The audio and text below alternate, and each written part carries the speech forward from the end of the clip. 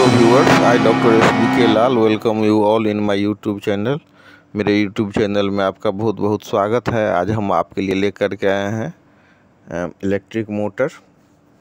तो सबसे पहले हम देखते हैं कि जो इलेक्ट्रिक मोटर होता है वो दो प्रकार का होता है। एक होता है AC मोटर और दूसरा होता है DC मोटर। तो अभी हम चर्चा करेंगे DC मोटर के बारे में, जो उसमें DC मोटर DC मोटर कैसे बनता है, क्या सब उसमें पार्ट्स लगता है, किस सिद्धांत पर काम करता है। ये 10th क्लास वाला जो है इसमें दिया हुआ है कुरिकुलम में, तो उस पर ये बेस्ड है। तो सबसे पहले जानते हैं कि मोटर होता क्या है। तो motor, an electric motor is the appliances और the electric device which converts electrical energy into mechanical energy. तो जो इलेक्ट्रिक मोटर होता है वो एक ऐसी विद्युतीय व्यवस्था है, एक ऐसी विद्युतीय युक्ति है जिसके द्वारा हम विद्युत ऊर्जा को यांत्रिक ऊर्जा में परिवर्तित करते हैं।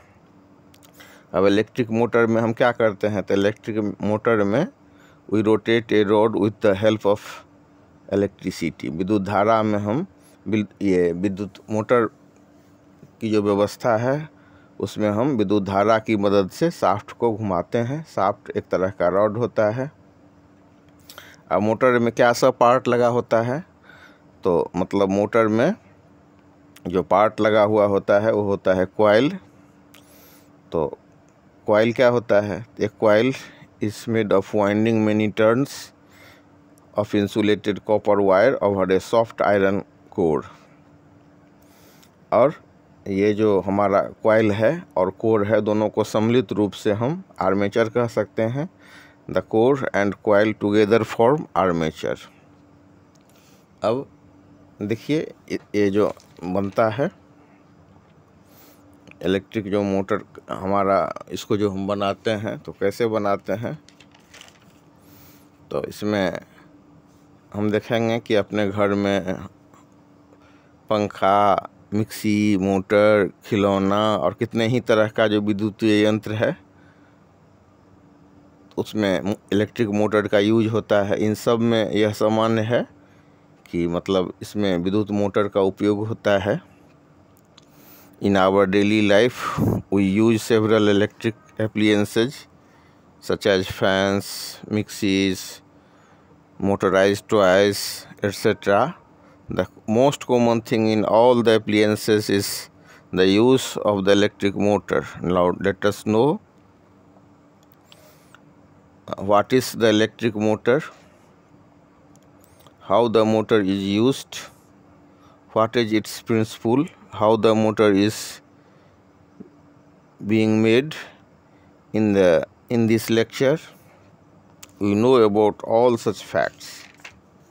At first we know what is electric motor. The electric motor is the device or appliances which converts electric energy into mechanical energy. विद्युतीय मोटर एक ऐसा संयंत्र है, ऐसी व्यवस्था है जिसमें हम विद्युत ऊर्जा को यांत्रिक ऊर्जा में परिवर्तित करते हैं। तो ये मोटर दो तरह का होता है, एक होता है AC मोटर, दूसरा होता है DC मोटर। तो दोनों के निर्माण विधि में थोड़ा सा अंतर है। यहाँ हम DC मोटर के निर्माण विधि पर चर्चा करेंगे।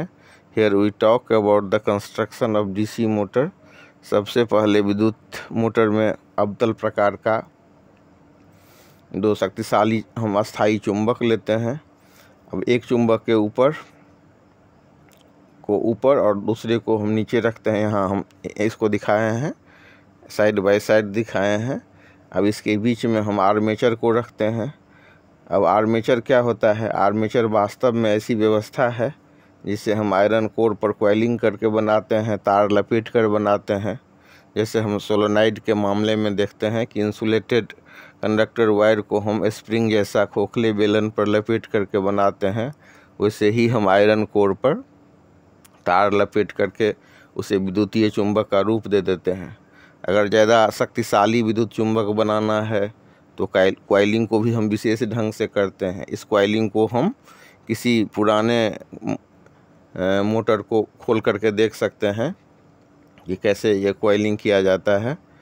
तो इस प्रकार से हम इसको समझ सकते हैं कि armature is made by winding many turns of insulated copper wire over A soft iron core and after winding such A soft iron core is called armature.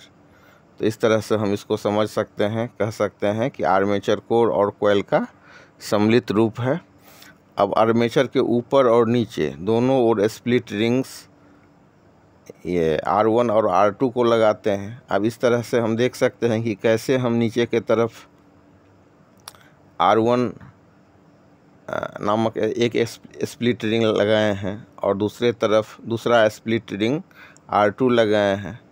अब ये जो स्प्लिट रिंग R1 और R2 है उसको हम brush से जोड़ देते हैं। तो R2 को हम ब्रश B2 से जोड़ते हैं, स्प्लिट रिंग R1 को हम ब्रश B1 से जोड़ते हैं। अब ब्रश B को बैटरी के पॉजिटिव टर्मिनल से एवं ब्रश B2 को बैटरी के निगेटिव टर्मिनल से जोड़ देते हैं। चूँकि B1 एवं B2 से कनेक्टेड रहता है आर्मेचर, तो B1 और B2 से जो आर्मेचर कनेक्ट रहता है, तो जैसे ही हम ब्रश B1 और B2 को बैटरी से कनेक्ट करते हैं, जोड़ते हैं, वैसे ही धारा क्या होता है कि आर्मेचर से होकर के बहने लगती है। और जब आर्मेचर से होकर के धारा बहेगी तो आर्मेचर को मैग्नेटिक फील्ड में होने के कारण AB और CD भुजा पर समान वैल्यू वाले लेकिन अपोजिट डायरेक्शन में फोर्स लगता है। अब ये परस्पर जो डायरेक्शन में फोर्स, ये जो अपोजिट डायरेक्शन में जो ये फोर्स लगता है, ये क्या करता है, तो ये बलयुग्म उत्पन्न करता है, जिसके कारण क्या होता है, आर्मेचर घूमने लगता है। तो आर्मेचर से एक तरह का रॉड, जिसे हम सॉफ्ट कहते हैं, जुड़ा होता है और इस तरह जब आर्मेचर घूमता है तो सॉफ्ट भी घूमता है। तो इस हिसाब से हम इसको समझ सकते हैं, देख सकते हैं कि कैसे मतलब ये हमारा दोनों तरफ मैग्नेट है और मैग्नेट के बीच में हम कैसे आर्मेचर को ले जाते हैं। आर्मेचर को ले जाने के बाद ये कैसे उसको हम आर्मेचर को जोड़ रहे होते हैं, कौन चीज़ से, तो आर्मेचर को जोड़ते हैं स्प्लिट रिंग से। R1 और R2 स्प्लिट रिंग यहाँ आप देख सकते हैं। और स्प्लिट रिंग जो है हमारा, उसको हम जोड़ते हैं ब्रश से, ब्रश को हम जोड़ते हैं बैटरी से। और फिर जब बैटरी से कनेक्ट करते हैं, आप देख सकते हैं कि यहाँ B1 और B2 दो ठो ब्रश है। तो B1 को हम कैसे जोड़ रहे हैं, देख रहे हैं आप। B1 को हम प्लस टर्मिनल से जोड़ते हैं और B2 को हम माइनस टर्मिनल से जोड़ते हैं।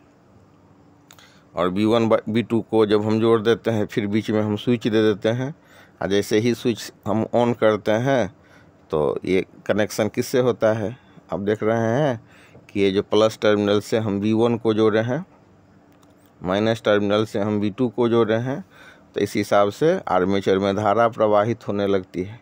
अब ये बेसिक प्रिंसिपल है कि आर्मेचर से जो धारा बह रही है, तो आप देख रहे हैं कि जब हम एक निश्चित दिशा में धारा प्रवाहित होती है, तो निश्चित दिशा में धारा प्रवाहित होने से क्या होता है कि मतलब ये धारा प्रवाहित करते हैं हम, मतलब आर्मेचर में या किसी भी चालक में एक निश्चित दिशा में धारा प्रवाहित करते हैं बैटरी से जोड़ करके। और फिर अगर हम करंट के दिशा को चेंज कर देते हैं तो फिर जो ये जो मैग्नेटिक फील्ड बनता है इलेक्ट्रोमैग्नेट में, वो भी चेंज हो जाएगा।